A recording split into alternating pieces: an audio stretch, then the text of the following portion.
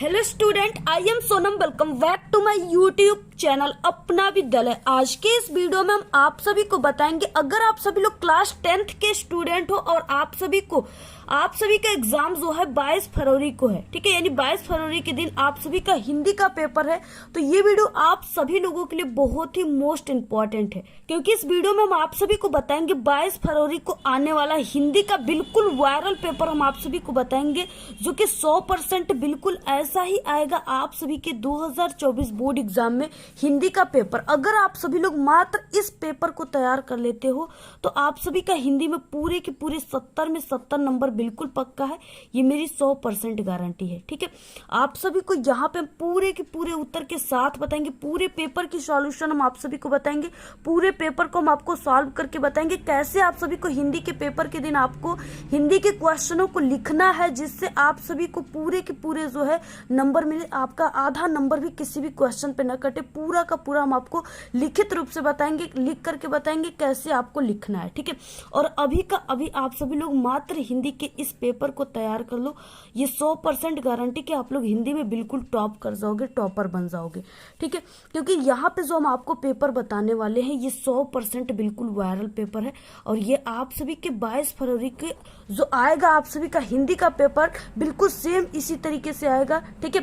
क्योंकि ये जो संकेत का पेपर है ये 801 DE है, जो बहुत ही वायरल संकेत है, ठीक है। पेपर कोड है जो हर साल आपके पेपर में आता है। तो यहाँ पे हम आप सभी को यही पेपर बताएंगे। आप लोग इस जो है पेपर कोड को नोट करके रख लीजिए कहीं इंपॉर्टेंट नोट्स पे, ठीक है। अगर आप सभी का ये पेपर 22 फरवरी को आ गया बिल्कुल सेम, तो आप सभी को कुछ नहीं करना है, सिर्फ आपको इसी वीडियो पे क्लिक करके कमेंट बॉक्स में हमें थैंक यू जरूर कहना है। और देखिए आप सभी को, यानी अगर आप लोग इस मात्र पेपर को तैयार कर लिए तो आप लोग 22 फरवरी के दिन बिल्कुल हिंदी में धुआं करके आओगे, आग लगा कर आओगे, पूरे के पूरे आंसर आप लोग छाप कर आओगे, 70 में 70 लेकर के आओगे, ठीक है। आप सभी को इस बार चाहे जो हो जाए पूरे के पूरे हिंदी में 70 में 70 नंबर ला करके आप लोगों को इस बार 98% बनाना है, ठीक है। 98% बनाकर आपको बिल्कुल स्टेट रैंक में चले आना है, यानी बिल्कुल आपको हम टॉपर बनाकर ही छोड़ेंगे। आप लोग मात्र अगर हिंदी में अभी तक कुछ नहीं पढ़े हो तो ये 801 DE पेपर को जरूर आप लोग तैयार कर लीजिए, बिल्कुल हिंदी में टॉपर बन जाओगे। सबसे पहले आपको अनुक्रमांक लिखना है, यहाँ पे नाम लिखना है, और ये है आप सभी का 2024 हिंदी का पेपर, ठीक है। और सबसे पहले हम आपको बता दें कि जो आपको समय मिलेगा 22 फरवरी के दिन हिंदी के पेपर में, वो 3 घंटे 15 मिनट की समय आपको दिया जाएगा, ठीक है। और आपको इन 15 मिनट में क्या करना है, इस प्रश्न पत्र को पूरा पढ़ लेना है। अगर जितने भी मेरे प्यारे स्टूडेंट इस वीडियो को 22 फरवरी से पहले देख रहे हैं, वो इस पेपर को, ये मेरी गारंटी कि 250 पे ही करके बैठ जाएंगे, क्योंकि वो पहले से ही सभी क्वेश्चन के आंसर को तैयार कर लिए हैं, ठीक है। और ये पूर्णांक जो है 70 का है, अगर अभी से तैयार कर रहे हो तो पूरे 70 में 70 छापोगे। सबसे पहले कुछ निर्देश दिए, प्रारंभ के 15 मिनट आपको इस प्रश्न पत्र को पढ़ना है, ठीक है। प्रश्न पत्र में जो है 2 खंड है, खंड अ है, खंड ब है, ठीक है। 2 खंडों में विभाजित है। खंड अ जो है इसमें बहुविकल्पी क्वेश्चन दिए, जिसका आंसर आपको OMR शीट पे लिखना है, और जो कि 20 ऑब्जेक्टिव क्वेश्चन रहेंगे, पर क्वेश्चन 1 नंबर का रहेगा। इसके बाद देखिए नेक्स्ट क्या है, इस तरीके से इसका जो OMR शीट पे आपको 20 ऑब्जेक्टिव क्वेश्चन का आंसर देना है, वो आपको बाल पॉइंट पेन, यानी इस तरीके से जो डार्ट पेन रहेगा उससे आप सभी को देना है, ठीक है। और यहाँ पे देखिए सबसे पहले यहाँ पे खंड अ आता है, जिसमें बहुविकल्पी क्वेश्चन है, और जितने भी क्वेश्चन है बहुत ही मोस्ट इंपॉर्टेंट है, पेपर में 100% आने वाले हैं। बहुत ही ध्यान से आप लोग समझिएगा, ठीक है। पहला क्वेश्चन क्या है, झूठा सच किस विधा की रचना है। देखिए यहाँ पे सबसे पहले की विधा ही पूछ रखा है। अब देखिए विधा का मतलब क्या है कि ये जो झूठा सच है ये क्या है, निबंध है, कहानी है, उपन्यास है, नाटक है, ठीक है। नाटक है, रेखा चित्र है, या ये क्या है, आत्मकथा है, ठीक है। तो देखिए ये झूठा सच ये काफी इंपॉर्टेंट है, ये पक्का आएगा पेपर में। ये जो झूठा सच है, ठीक है, ये क्या है, उपन्यास विधा की रचना है, ठीक है। और ये क्या है, यशपाल जी का है। तो आप लोग इसको तैयार कर लीजिए, और आप सभी को देखिए विधा वाले क्वेश्चन को अच्छे तरीके से क्लियर कर लेना है। जब भी आप लोग कोई रचना याद कीजिए तो आप लोग उसकी विधा को जरूर याद कीजिए, क्योंकि सबसे ज्यादा मिस्टेक स्टूडेंट इसी वाले क्वेश्चन में करके आते हैं हर साल, ठीक है। नेक्स्ट है दूसरा क्वेश्चन, अनंत आकाश के रचनाकार हैं, कौन है, धर्मवीर भारती है, जयप्रकाश भारती है, जयशंकर प्रसाद है, यशपाल है, ठीक है। तो ये जो है जयप्रकाश भारती जो है वो अनंत आकाश के रचनाकार हैं। नेक्स्ट तीसरा क्वेश्चन, निम्नलिखित कथनों में से कौन सा कथन जो है सही है, कौन सा कथन सही है उसको आप सभी को लिखना है। ठीक है, जैसे यहाँ पे है गुनाहों के देवता के रचनाकार मुंशी प्रेमचंद्र है। ठीक है, देखिए ये गलत है क्योंकि गुनाहों के देवता के रचनाकार मुंशी प्रेमचंद्र नहीं है। ठीक है, इसके रचनाकार धर्मवीर भारती हैं। इसके बाद देखिए नेक्स्ट, भारतेंदु हरिश्चंद्र आलोचना साहित्य के जनक माने जाते, ये भी गलत है, आलोचना साहित्य के जनक इनको नहीं माना जाता है। इसके बाद सी क्वेश्चन है, गेहूं और गुलाब निबंध के लेखक रामवृक्ष बेनीपुरी है। तो ये जो है सही, बिल्कुल करेक्ट आंसर सी है। ठीक है, क्योंकि गेहूं और गुलाब ये निबंध विधा की रचना है और इसके लेखक रामवृक्ष बेनीपुरी है। ठीक है, ऑप्शन यहाँ पे सी राइट है। इसके बाद देखिए नेक्स्ट चौथा क्वेश्चन की पंचांग दर्शन के रचनाकार कौन है। ठीक है, मथुरा नाथ शुक्ल या लल्लू लाल है या सदल मिश्र है या इंशाल्लाह खां है। ठीक है, तो ये जो है पंचांग दर्शन के रचनाकार वो मथुरा नाथ शुक्ल है। ऑप्शन यहाँ पे ए राइट है।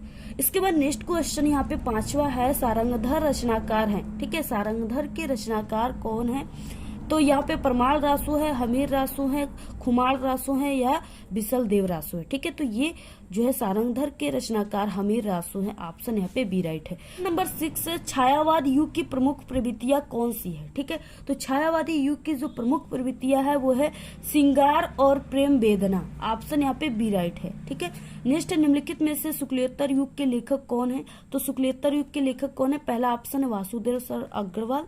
ठीक है, उसके बाद प्रताप नारायण मिश्र, किशोरी लाल गोस्वामी और श्याम सुंदर दास। ठीक है, तो यहाँ पे वासुदेव शरण अग्रवाल जो है ये शुक्लोत्तर युग के लेखक है। ऑप्शन यहाँ पे ए राइट है। आठवां क्वेश्चन है, साकेत किस युग की रचना है। ठीक है, तो देखिए साकेत जो है ये मैथिली शरण गुप्त की रचना है।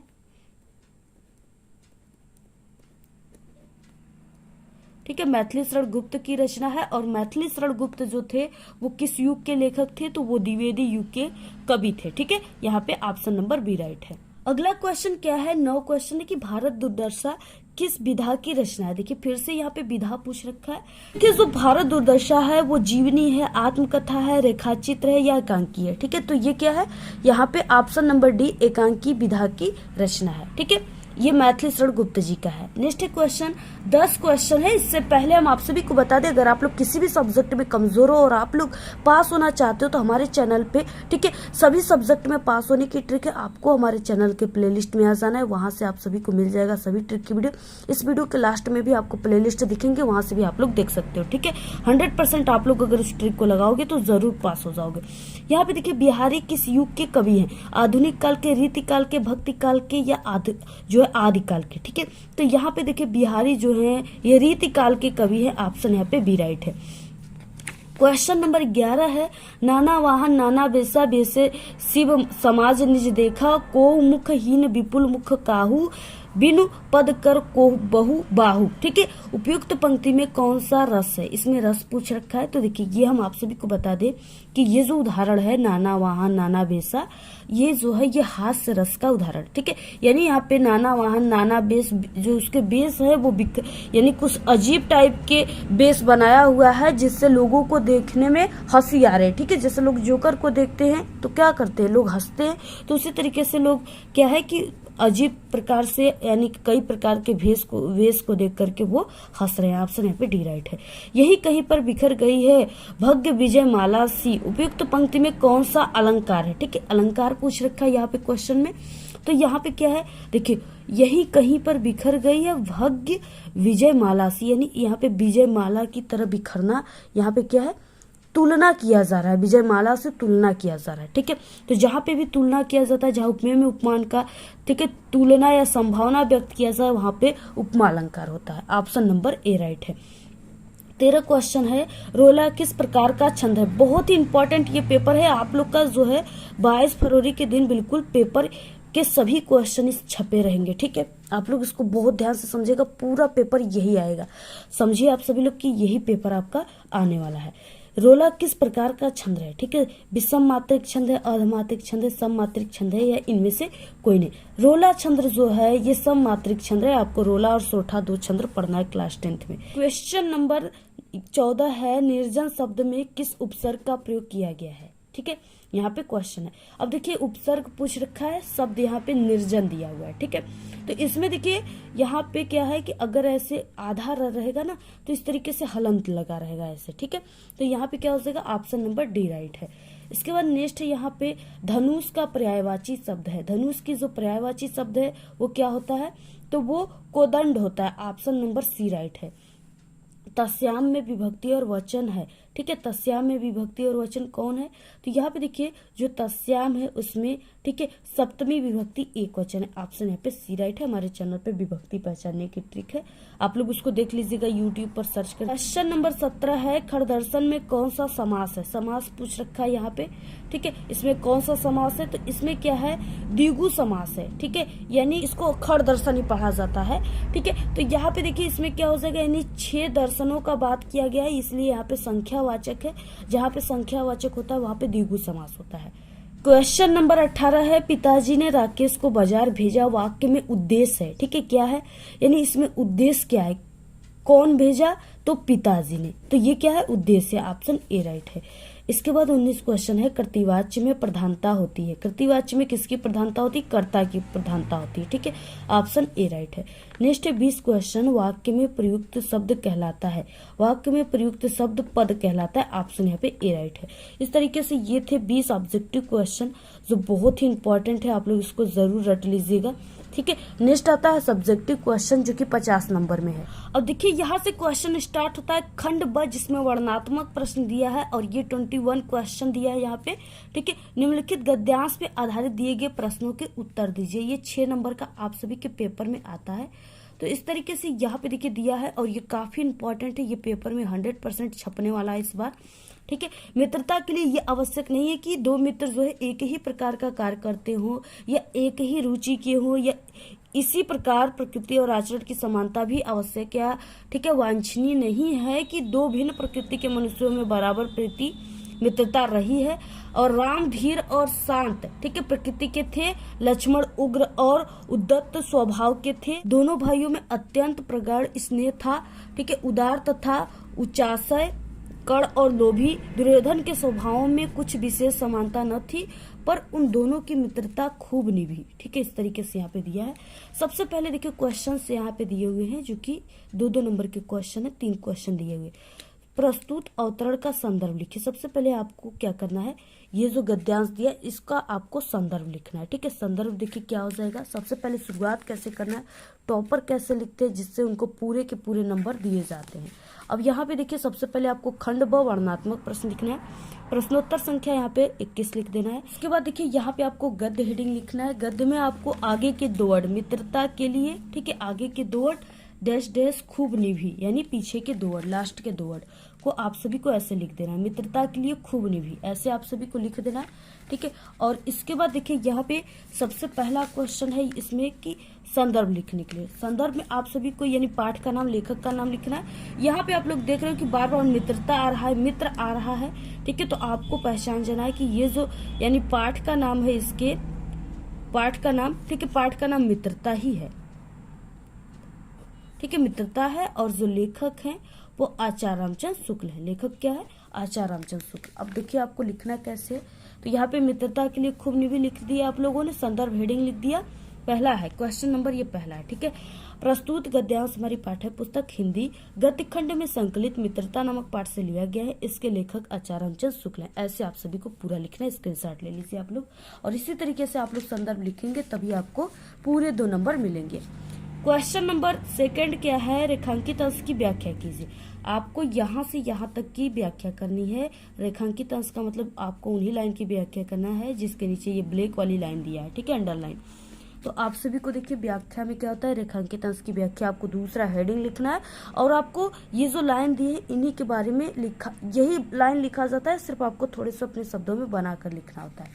कैसे लिखना है, रेखांकित अंश की व्याख्या हेडिंग लिखना है। और शुरुआत करना है। लेखक कहते हैं कि सच्ची मित्रता के लिए दो व्यक्तियों के स्वभाव का एक समान होना कोई महत्व नहीं रखता है। यदि इसमें महत्व है तो केवल इस बात का है कि दोनों व्यक्ति एक दूसरे से कितनी सहानुभूति रखते हैं। यदि वे ऐसा समझते हैं तो विपरीत स्वभाव का होने पर भी उनकी मित्रता सच्ची सिद्ध होती है। ठीक है, और यदि वे ऐसा नहीं समझते हैं तो समान स्वभाव का होने पर भी मित्रता नहीं निभ सकती है। ठीक है, इस तरीके से आपको पूरा स्क्रीनशॉट लीजिए, बहुत इंपॉर्टेंट क्वेश्चन है, पक्का आएगा 22 फरवरी के दिन। उसके बाद देखिए थर्ड क्वेश्चन जो है कि राम और लक्ष्मण के स्वभाव में क्या अंतर है। ठीक है, तो इसका आंसर आपको इसमें से ढूंढ कर लिखना होता है। जैसे राम और लक्ष्मण दिया है तो आपको ये कॉमन वर्ड को पकड़ना है और यहाँ पे आ जाना है गद्यांश में। ठीक है, यहाँ पे देखिए, यहाँ पे आ गए राम, ठीक है, और यहाँ पे आ गए, यानी यहाँ पे राम है और यहाँ पे आ गए लक्ष्मण जी। ठीक है, तो अब आपको यहाँ से, यानी राम धीर और शांत प्रकृति के थे, स्वभाव के थे।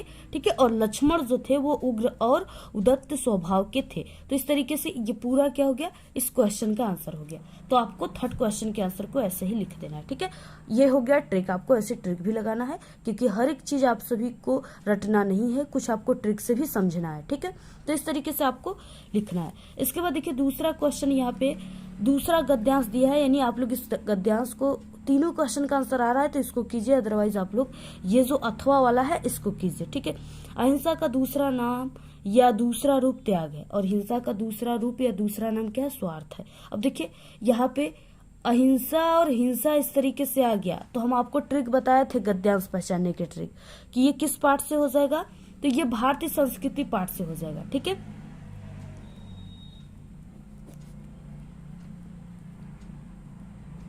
भारतीय संस्कृति पाठ से हो जाएगा और इसके लेखक जो हो जाएंगे वो डॉक्टर राजेंद्र प्रसाद हो जाएंगे। ठीक है, इसके लेखक, यानी ये हो गया पाठ का नाम और ये हो गया लेखक, तो आपको तैयार कर लेना है। ठीक है, इसको हमने कई बार बताया हुआ है इसलिए हम आपको बार बार इसको नहीं बताएंगे। ठीक है, आप सभी लोग हमारे चैनल पे इससे पहले जो हिंदी के पेपर है 10 सेट पेपर, उसको आप लोग प्लेलिस्ट से तैयार कर लीजिएगा। पूरा हम 22 फरवरी हिंदी की पूरी तैयारी की प्लेलिस्ट हमने क्रिएट कर दिया, वहां से आप लोग के जाकर देख लीजिएगा, तैयार कीजिएगा, हिंदी में बिल्कुल टॉप करोगे। ठीक है, अब इसके बाद देखिए नेक्स्ट क्वेश्चन है, यहाँ पे 22 नंबर का क्वेश्चन है कि निम्नलिखित पद्यांशों में से किसी एक के नीचे दिए गए प्रश्नों के उत्तर लिखना है। ठीक है, यहाँ पे 2 पद्यांश है, आपको किसी एक पद्यांश के ही क्वेश्चन के आंसर को लिखना है। पहला है जो बहुत ही इंपॉर्टेंट पद्यांश है। ठीक है, ये क्या है, चरण कमल बंदो हरिराई, और ये 100% इस बार 22 फरवरी के पेपर में आएगा। जाके कृपा पगु गिरी लांगे, अंधे को सब कुछ दर्शाई, बहिरो सुन गूंग पुण्य बोले, रंग चले सिर छत धराई, सूरदास स्वामी करना में बार बार बंदो ती पाई। ठीक है, इस तरीके से दिया है। सबसे पहले क्वेश्चन में है संदर्भ लिखने के लिए। अब आपको लिखना कैसे है, देखिए आप सभी को इस तरीके से प्रश्नोत्तर संख्या 22 का क पद है तो आपको आगे के 2 वर्ड चरण कमल डैश डैश नहीं पाई लिख देना है। संदर्भ हो जाएगा प्रस्तुत पद्यांश हमारी पाठ्य पुस्तक हिंदी काव्य खंड या पदखंड के पद नामक पाठ से लिया गया है। इस पाठ के जो रचयिता हैं वो कवि सूरदास जी हैं। ठीक है, इसके बाद देखिए नेक्स्ट क्वेश्चन है कि रेखांकित अंश की व्याख्या कीजिए। इसका मतलब आपको सिर्फ यहाँ से बहिरों से लेकर के पाई तक की व्याख्या करना, जिसके नीचे अंडरलाइन है। देखिए रेखांकित अंश की व्याख्या हो जाएगा। ठीक है, अब आप सभी को मैं उस ईश्वर के कमलवत चरणों की वंदना करता हूँ जिनकी कृपा से लंगड़ा व्यक्ति पर्वत पर चढ़ जाता है, अंधा जो व्यक्ति है उसको सब कुछ दिखाई देने लगता है, और बहरा जो है, जो जिसको कान से नहीं सुनाई देता था बहरा व्यक्ति, वो भी सुनने लगता है। किसकी कृपा से, ईश्वर की कृपा से। ठीक है, और गूंगा व्यक्ति बोलने लगता है, और निर्धन व्यक्ति सिर पर छत धारण कर चलने लगता है। तो इस तरीके से आप सभी को पूरा तैयार कर लेना है। इसके बाद इसमें एक क्वेश्चन है कि चरण कमल बंदो हरिराई में कौन सा अलंकार है। ठीक है, अब यहाँ पे देखिए नेक्स्ट तीसरा क्वेश्चन कि चरण कमल बंदो हरिराई में अलंकार बताना है आपको। ठीक है, तो यहाँ पे देखिए चरण कमल बंदो हरिराई में जो है रूपक अलंकार यानी भेद रहित आरोप है। यहाँ पे कमलवत चरणों की वंदना की जा रही है यहाँ पे। ठीक है, तो यहाँ पे ये भेद रहित आरोप है। श्री राम प्रभु के जो चरण है उसका जो भेद रहित आरोप किया जा रहा है वो कमल से किया जा रहा है। तो इस तरीके से इसमें रूपक अलंकार है। और अगर ये भी पूछ देगा कि बार बार बंदो तीपाई में कौन सा अलंकार है, तो यहाँ पे आप लोग को तैयार कर लेना है कि अनुप्रास अलंकार है, क्योंकि इसमें ब की 2 बार आवृत्ति 3 बार आवृत्ति हुई है। ठीक है, बार बार आवृत्ति हुई है इसलिए अनुप्रास अलंकार है। तो ये आपको समझ जाना है। उसके बाद देखिए अथवा क्वेश्चन क्या है, मेवाड़ केसरी देख रहा केवल रण का न तमाशा था, वो दौड़ दौड़ करता था रण वो मान रक्त का प्यासा था, चढ़कर चेतक पर घूम घूम करता सेना रखवाली था, ले महामृत्यु को साथ साथ मानो प्रत्यक्ष कपाली था। ठीक है, इस तरीके से दिया है। अब देखिए यहाँ पे क्या है, यानी रक्त का प्यासा था, चढ़ चेतक पर घूम घूम करता सेना का रखवाली था। अब ये सब सेना, रक्त का प्यासा, ये लोग कैसे रह सकते हैं, यानी इसमें क्या है कि इसमें युद्ध की बात कही गई है। ठीक है, तो आप सभी को इसको समझ जाना है कि ये जो है ये पाठ जो है ये हल्दी घाटी पाठ से लिया गया है। ठीक है, और इसके जो कवि हैं वो श्याम नारायण पांडे हैं।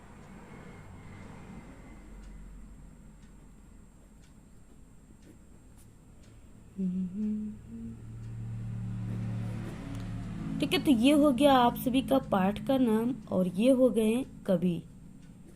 तो आपको इसको तैयार कर लेना है। इसको हमने कई बार बताया हुआ है, इसलिए आपको इस वीडियो में हम नहीं बता पाएंगे। इसके बाद उपयुक्त पद्यांश में कौन सा रस है। देखिए रस क्या है, इसमें क्या है, इसमें युद्ध की बात कही गई, उत्साह की बात कही गई है। ठीक है, जहां पर इस तरीके से उत्साह आप सभी को नजर आ रहा हो, ठीक है, यानी ये लग रहा है कि इसमें उत्साह की बात कही गई है, तो वहां पे क्या सा रस हो जाएगा, वीर रस हो जाएगा। ठीक है, तो आप लोग इसको तैयार कर लीजिए। इसके बाद देखिए नेक्स्ट 23 नंबर का क्वेश्चन, निम्नलिखित संस्कृत गद्यांशों में से किसी एक का आपको संदर्भ सहित हिंदी अनुवाद करना है। ठीक है, 2 नंबर आपको संदर्भ पे और 3 नंबर आपको हिंदी अनुवाद पे, टोटल 5 नंबर का क्वेश्चन है। और ये काफी इंपॉर्टेंट क्वेश्चन है, वेरी मोस्ट इंपॉर्टेंट क्वेश्चन है। वह अस्माका संस्कृति सदा गतिशीला वर्तते। ठीक है, यहाँ से लेकर के दिया हुआ है कहाँ तक, दृढ़ता चेती तक दिया हुआ है। ये काफी इंपॉर्टेंट है।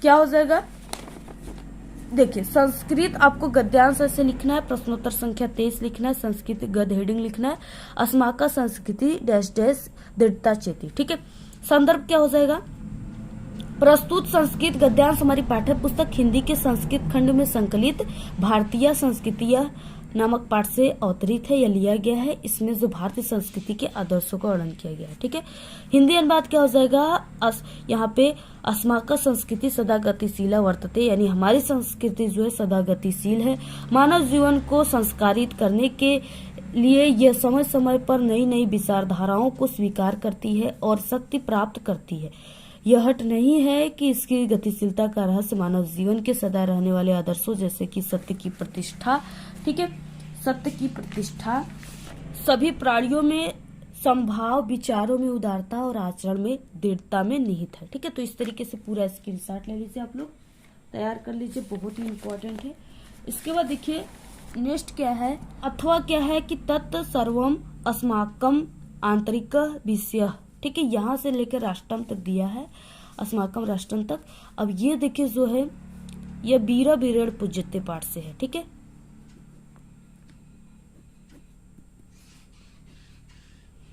तो आप लोग इसको तैयार कर लीजिएगा, इसको हमने कई बार बताया हुआ है। ठीक है, हिंदी के आपको जो प्लेलिस्ट बना है उसमें देख लेना है। 24 नंबर का क्वेश्चन क्या है कि निम्नलिखित संस्कृत पद्यांशों में से किसी एक का संदर्भ सहित आपको हिंदी अनुवाद करना है। ठीक है, 2 नंबर आप सभी को संदर्भ पे मिलेंगे और 3 नंबर आपको हिंदी अनुवाद पे, टोटल 5 नंबर का क्वेश्चन है। क्या दिया है, माता गुरुत्वा भूमे खात पितोच्च स्तर्था मनः शीघ्रतम वातात चिंता बहुतरी त्रिणात। ठीक है, इस तरीके से यहाँ पे दिया हुआ। अब देखिए क्या हो जाएगा, कैसे आप सभी को पूरा लिखना है जिससे आपको पूरे के पूरे नंबर मिले।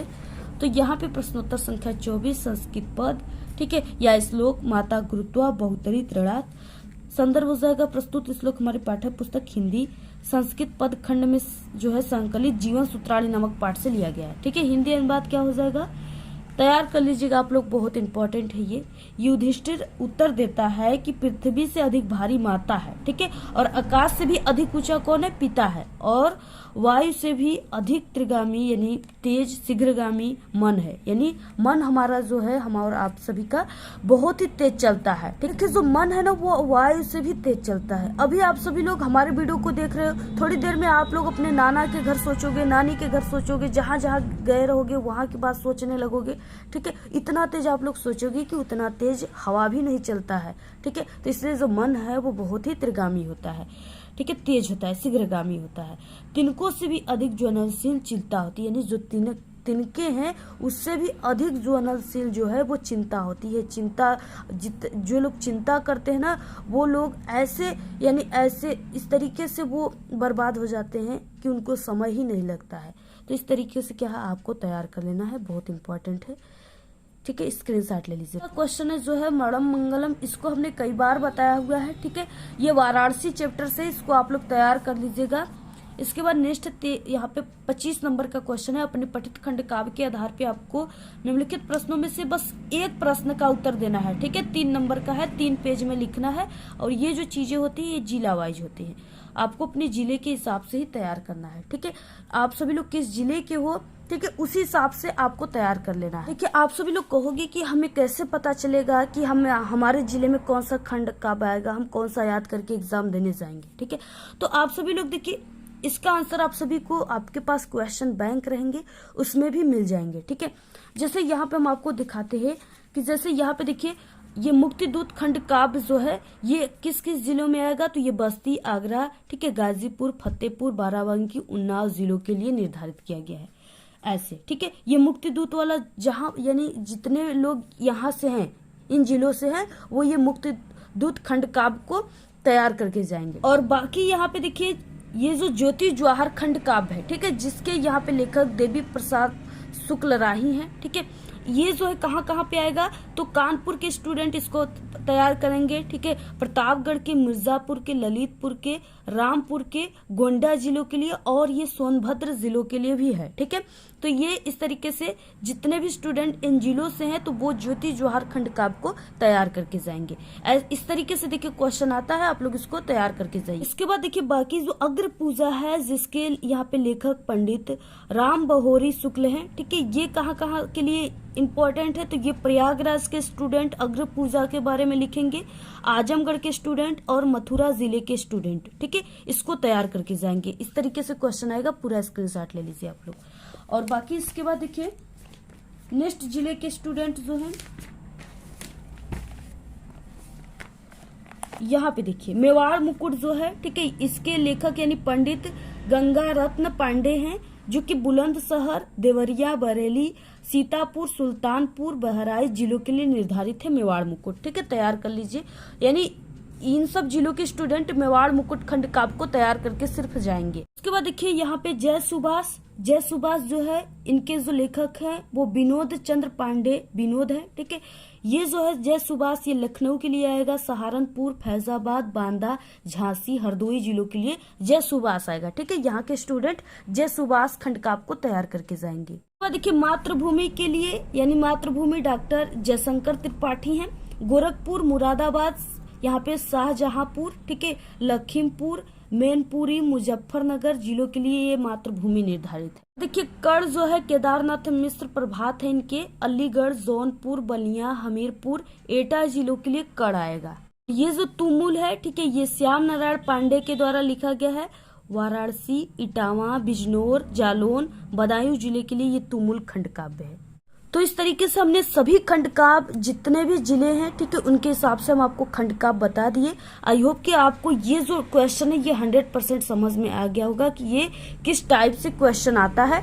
ठीक है, और आप सभी लोग किस जिले के हो, आई होप कि आपको पता चल गया होगा कि आपको कौन सा खंड काव्य तैयार करके जाना है, याद करके जाना है। ठीक है, तो इस तरीके से कह दिया है मुक्तिदूत, ज्योति जवाहर, अग्र पूजा, मेवाड़ मुकुट, जय सुभाष, मातृभूमि, कड़, कर्मवीर, तुमुल। ठीक है, इस तरीके से कर्मवीर ऐसे कह दिया है, आपको किसी एक पे तैयार करके जाना है जो आपको पढ़ना है।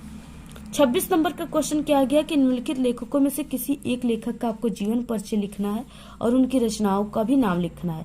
3 नंबर आपको जीवन परिचय पर, 2 नंबर रचनाओं पर, टोटल 5 नंबर का है। पहला है पद्मलाल पुन्नालाल बख्शी, रामचंद्र शुक्ल और जयशंकर प्रसाद। ठीक है, तो ये रामचंद्र शुक्ल और जयशंकर प्रसाद तो बिल्कुल कंफर्म है और इसको हमने कई बार बताया हुआ है। ठीक है, और यहाँ पे हम आपको बताएंगे पद्मलाल पुन्नालाल बख्शी का जीवन परिचय। देखिए क्या हो जाएगा, पद्मलाल पुन्नालाल बख्शी जी का जीवन परिचय, आपको जीवन परिचय लिखना है। ठीक है, पद्मलाल पुन्नालाल बख्शी का जन्म जो हुआ था वो 1894 ईस्वी में जबलपुर के खैरागढ़ नामक स्थान पे हुआ था। इनके पिता का नाम पद्मलाल बख्शी तथा बाबा उमराव बख्शी साहित्य प्रेमी और कवि थे। ठीक है, इनकी माता को भी साहित्य से प्रेम था। परिवार के साहित्यिक वातावरण के प्रभाव के कारण विद्यार्थी जीवन से ही कविताएं रचते थे पद्मलाल पुन्नालाल बख्शी जी। और बीए पास जो है करते ही इन्होंने सरस्वती में अपनी रचनाएं प्रकाशित कराना प्रारंभ किया। बाद में सरस्वती के अतिरिक्त अन्य पत्र पत्रिकाओं में भी इनकी रचनाएं प्रकाशित होने लगी। इनकी कविताएं जो है वह स्वच्छंदतावादी थी, जिन पर अंग्रेजी जो कवि थे वर्ड्सवर्थ का स्पष्ट प्रभाव परिचलित होता है। बख्शी जी की प्रसिद्धि का मुख्य आधार आलोचना और निबंध लेखन है। साहित्य का ये महान साधक सन 1971 ईस्वी में ये प्रलोकवासी हो गए, यानी ये भगवान को प्यारे हो गए, मर गए। इसके बाद रचनाएं क्या है? बख्शी जी की कृतियां जो है वो निम्न है। निबंध संग्रह है, यहाँ पे प्रबंध परिजात, पंचपात्र, पद्यवन, मकरंद और बिंदु, कुछ बिखरे पन्ने इनके काफी फेमस है, निबंध संग्रह।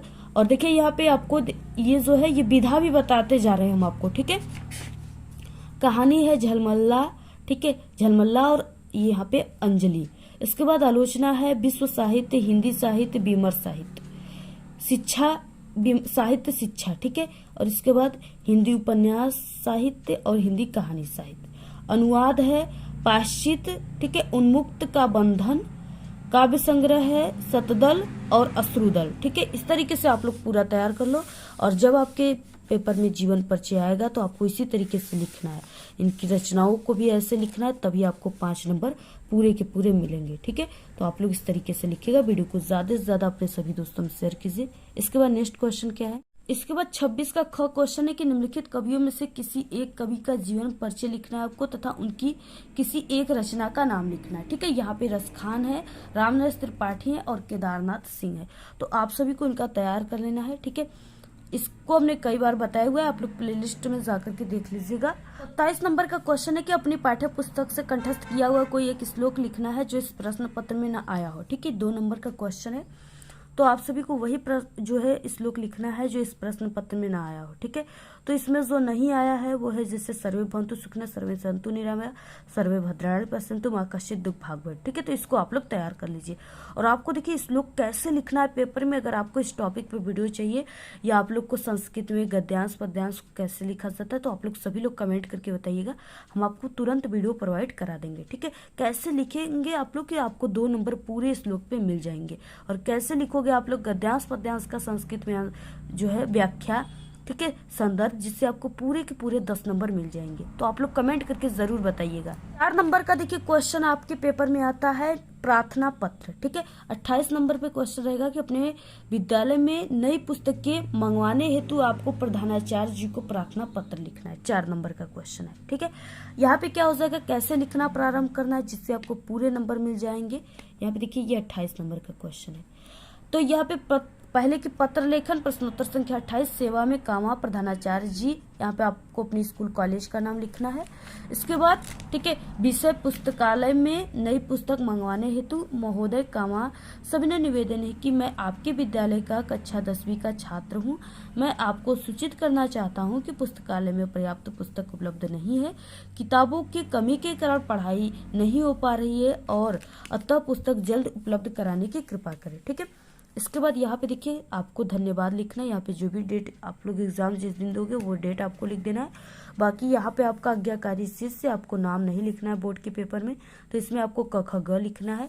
नाम के जगह पर क्लास जो भी उसको लिख देना है, ऐसे पूरा लिखना है। स्क्रीनशॉट ले लीजिए। देखिए यहाँ पे पत्र लेखन है, जिलाधीश न्यायालय में पुस्तकालय अध्यक्ष के रिक्त पद पर नियुक्ति हेतु उनके एक आवेदन पत्र लिखे। दोनों में से आप लोग किसी एक को लिख सकते हो अथवा में, जो हमने आपको पहला बताया वही इंपॉर्टेंट है, वही सरल है, तैयार कर लीजिएगा। 29 नंबर का क्वेश्चन है कि निम्नलिखित प्रश्नों में से किन्हीं 2 प्रश्नों के उत्तर आपको किस में देना है, संस्कृत में देना है। 2 नंबर का, 1-1 नंबर का। क्या दिया, पहला कि वाराणसी नगरी कस्या कूले स्थिता, यानी वाराणसी नगरी जो है कहाँ पे स्थित है, किसके किनारे स्थित है, तो वाराणसी गंगा या कूले स्थिता, गंगा के किनारे स्थित है। बीरा केन पूज्यते, बीरा बीरड़ पूज्यते, काफी इंपॉर्टेंट है, आप लोग तैयार कर लेना। सिर्फ 2 क्वेश्चन का ही आपका आंसर लिखना है, यहाँ पे हम आपको चारों का आंसर बता दे रहे हैं। अमुखोपी क स्फुट वक्ता भवति। तो देखिए यानी बिना मुख का कौन स्पष्ट बोल सकता है, तो वो पत्रम बोल सकता है। ठीक है, इसके बाद जो है नीच संज्ञेन क वर्धते, यानी नीचों की संगति करने से क्या बढ़ता है, तो नीच संज्ञेन जो है दुःशीलता वर्धते। ठीक है, दुःशीलता बढ़ती है। आपको पूरा ऐसे लिखना है, स्क्रीनशॉट ले लीजिए। इसके बाद देखिए 30 नंबर का क्वेश्चन यहाँ पे दिया हुआ है कि निम्नलिखित विषयों में से किसी एक विषय पर आपको निबंध लिखना है। ठीक है, 7 नंबर का आपके पेपर में आएगा और यहाँ पे देखिए पूरा 4 निबंध दिया है और जो 4 निबंध है ना, ये बिल्कुल टॉप निबंध है। इससे बाहर कोई भी निबंध आप सभी के 22 फरवरी हिंदी के पेपर में नहीं आएंगे। ठीक है, पूरे इसी में से आएंगे। पहला है आतंकवाद की समस्या और समाधान, बेरोजगारी की समस्या और समाधान, ठीक है, छात्र और अनुशासन, प्रदूषण की समस्या और समाधान। लोग उस वीडियो को जरूर देख लीजिएगा चैनल पे विजिट करके। ठीक है, बाकी यहाँ पे हम आपको बेरोजगारी की समस्या और समाधान पे निबंध बता देते कैसे आपको बोर्ड के पेपर में लिखना है। सबसे पहले आप सभी को कॉपी के सबसे ऊपरी सिरे पर ऐसे निबंध लेखन लिख देना है। ठीक है, उसके बाद प्रश्नोत्तर संख्या जो भी नंबर यहाँ पे आपको लिख देना है। जैसे 30 है तो 30 लिख देना है। किस टॉपिक पे हमें लिखना है, तो बेरोजगारी की समस्या पर हमें निबंध लिखना है। उसको आपको ऐसे ब्लैक पेन से इस तरीके से थोड़ा बड़ा साइज में लिखने के बाद नीचे आपको ऐसे अंडरलाइन दे देना है। ठीक है, और आप सभी को इस तरीके से ये सब चीजें इनको भी बना देना है, क्योंकि आपको फ्रंट पेज को इसको सजा देना है।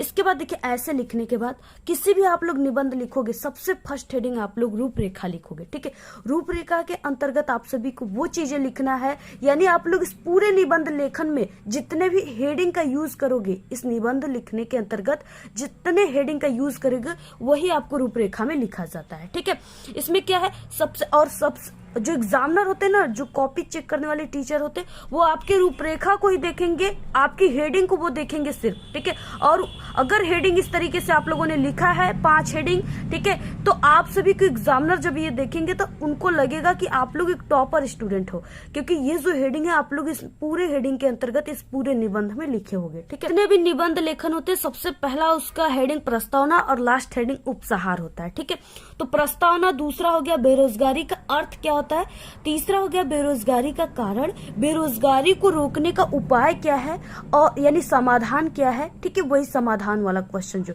और लास्ट रहेगा उपसंहार। अब यहाँ पे देखिए आपको क्या करना, अगर एक हेडिंग पूरा हो गया तो आपको 1 से 2 लाइन गैप देकर नेक्स्ट हेडिंग को आपको लिखना है। ठीक है, अब यहाँ पे आपको यानी इसमें जितने भी हेडिंग है, अब उसको एक एक हेडिंग को ऐसे लिखने के बाद आपको थोड़ी थोड़ी उसके बारे में लिख देना है। ठीक है, जैसे यहाँ पे पहला हेडिंग प्रस्तावना है, तो यहाँ पे हमने प्रस्तावना हेडिंग ब्लैक पेन से लिख दिया। इसके बाद देखिए अब आपको शुरुआत कैसे करना है, यानी प्रस्तावना में क्या लिखना है। बेरोजगारी की समस्या हमारे देश की एक प्रमुख समस्या है। ठीक है, यह दिन प्रतिदिन बढ़ती ही जा रही है और इससे क्या हो रहा है कि एक ओर गरीबी हो रहा है, भुखमरी, तो दूसरी ओर क्या हो रहे हैं, दूसरी ओर युवाओं में आक्रोश की भावनाएं उत्पन्न हो रही है। ठीक है, तथा अनुशासनहीनता भी बढ़ावा मिलता है, यानी अनुशासनहीनता का भी उनको बढ़ावा मिल रहा है। इसमें क्या है, अनुशासनहीनता में क्या आ जाएगा, जैसे चोरी, डकैती और हिंसा एवं आत्महत्या आदि अनेक समस्याओं का मूल कारण बेरोजगारी ही है। ठीक है, जैसा कि आप लोग डेली न्यूज समाचारों में सुनते हो कि पैसे नहीं थे। ठीक है, यानी कि पैसों की कमी के कारण लोग आत्महत्या कर लिए। ठीक है, पैसों की कमी के कारण लोग चोरी कर लिए, किसी के घर कोई बीमार हो गया जिससे पैसे नहीं है तो लोग दूसरे के घर में चोरी कर लेते हैं। ठीक है, इस तरीके से क्या है, ये सब बेरोजगारी के कारण ही हो रहे हैं। ठीक है, अगर उनके पास पैसे होते जो इस तरीके से, ठीक है, डकैती, चोरी, आत्महत्या करते, तो वो इस तरह से कदम ना उठाते। तो इस तरीके से ये सब चीजें जो है, ये सब बेरोजगारी ही इसको बढ़ावा दे रही है। ठीक है, तो आपको ऐसे लिखना है, आज हमारे देश में तेजी से बढ़ती हुई जनसंख्या वृद्धि भी जो है बेरोजगारी का प्रमुख कारण बन चुका है। ठीक है, क्योंकि लोग अत्यधिक जनसंख्याएं बढ़ रही हैं, जिससे क्या हो रहा है कि सभी जितने भी जैसे पढ़े लिखे हो गए या कोई अगर जैसे मजदूर वगैरह हो गए, तो वो क्या कर रहे हैं, वो लोग फैक्ट्री में काम करते हैं, कल कारखानों में, तो उसमें भी लोग भर जा रहे हैं, जिससे उनको काम नहीं मिल पा रहा है। ठीक है, जिससे वो लोग बेरोजगारी की समस्याओं में पड़ जा रहे हैं। तो इस तरीके से क्या आज हमारे देश में तेजी से बढ़ती हुई जनसंख्या वृद्धि भी बेरोजगारी का कारण, ठीक है, बन चुका है। अब इसके बाद देखिए बेरोजगारी का अर्थ क्या होता है। यहाँ पे आप सभी को यानी कि कुछ इस तरीके से जो इम्पोर्टेंट चीजें होती है ना, उसको आपको ब्लैक पेन से लिखना होता है। और आप लोग अगर हाइलाइटर का यूज करना चाहते हो तो आप लोग हाइलाइटर का भी यूज कर सकते हो। ठीक है। अगर आप लोग इस तरीके से हाइलाइटर का यूज करोगे तो आप सभी के यानी जो निबंध लेखन है उसमें 4 चांद लग जाएंगे, ठीक है। और एक टॉपर की यही तरीका होती है। तो जैसे कोई इंपॉर्टेंट चीज है तो आपको ऐसे क्या करना है, उस पर ऐसे हाईलाइट उसको कर देना है, ठीक है, जिससे एग्जामिनर की नजर ये इंपॉर्टेंट चीजों पर पड़ जाती है, ठीक है। और वो आप सभी को पूरे के पूरे फुल मार्क्स देते हैं। उनको लगेगा कि ये जो स्टूडेंट है वो बहुत ही टैलेंट और बहुत ही टॉपर स्टूडेंट है जो इस तरीके से, ठीक है, क्योंकि इस जो है लिखने की इनको तरीका पता है, ठीक है, जिसके कारण आपको पूरे के पूरे नंबर एग्जामिनर दे देंगे। तो इस तरीके से जो इम्पोर्टेंट चीज है उसको आप लोग ऐसे अगर हाईलाइट करना चाहते हो, ठीक है, तो आप लोग ऐसे हाईलाइटर का यूज करके भी हाईलाइट कर सकते हो। जैसे क्या है बेरोजगारी का, देखिए इंपॉर्टेंट जो अर्थ है, शाब्दिक अर्थ है, वो है कि इच्छा एवं योग्यता होते हुए भी व्यक्ति को उचित रोजगार न मिलना, ठीक है, ये बेरोजगारी का अर्थ होता है। तो इस तरीके से आपको पूरा ऐसे आपको फ्रंट पेज में सबसे पहले लिखना है, ठीक है। उसके बाद देखिए नेक्स्ट हेडिंग क्या है, पूरा आप लोग स्क्रीनशॉट ले लीजिए। अब आप सभी को नेक्स्ट हेडिंग लिखना है बेरोजगारी का अर्थ, ठीक है। बेरोजगारी का अर्थ क्या होता है, जब कोई योग्य तथा काम करने के लिए इच्छुक व्यक्ति, ठीक है, प्रचलित मजदूरी पर काम करता है और उसे काम न मिले तो उसी अवस्था को बेरोजगारी कहते हैं, ठीक है। बालक, वृद्ध, अक्षम एवं अपंग व्यक्तियों को बेरोजगारों की श्रेणी में नहीं रखा जाता, ठीक है, क्योंकि बालक जो होते हैं वो यानी 14 से कम उम्र के बच्चे काम नहीं करते हैं, ठीक है, वो काम नहीं करते, नहीं वृद्ध जो व्यक्ति है वो काम करते हैं, और नहीं अपंग जो है उनको यानी दिव्यांग लोग भी काम नहीं करते, ठीक है, वो बेरोजगार के जो है इसमें नहीं आते हैं, श्रेणी में नहीं आते हैं, क्योंकि वे काम करने योग्य नहीं, क्योंकि वो अभी काम करने योग्य नहीं है, ठीक है। उसके बाद नेक्स्ट है यहाँ पे हेडिंग बेरोजगारी का कारण क्या है।